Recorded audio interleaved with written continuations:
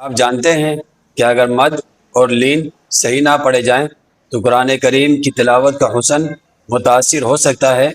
आज हम नूरानी कायदे के एक नहायत अहम सबक मद और लीन को इंतहाई आसान और मुख्तसर अंदाज में सीखेंगे ताकि आप कुरान मजीद को ज़्यादा खूबसूरती और दुरुस्त तजवीद के साथ पढ़ सकें।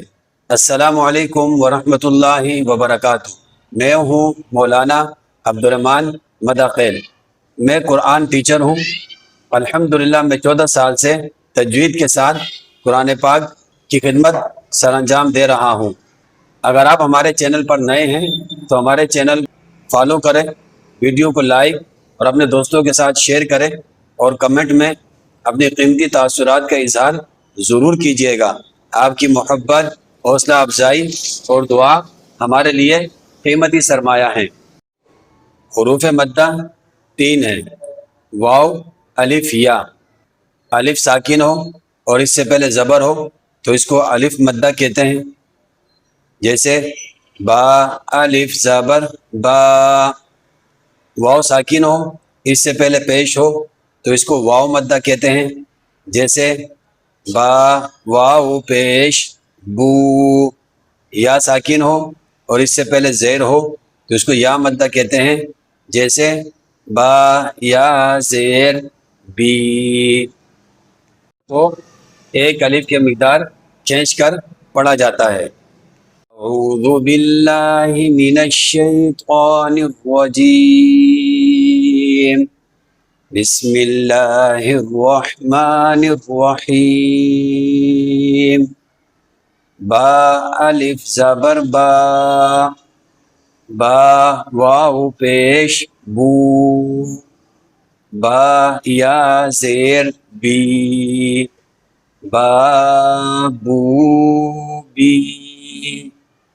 ता, अलिफ ज़बर ता।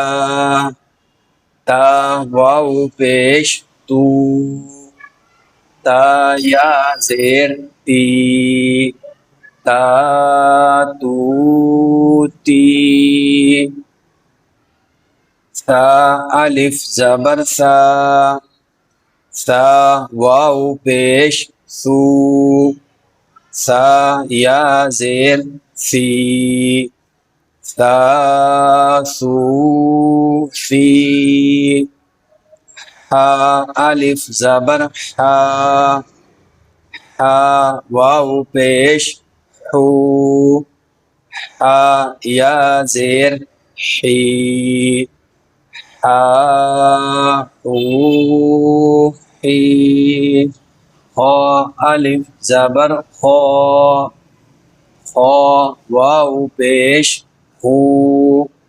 खा, या ज़ेर खी। खा, हू खी। गा, अलिफ ज़बर गा।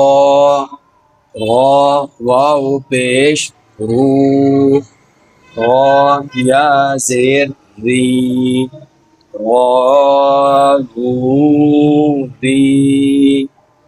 सदक़ल्लाहुल अज़ीम।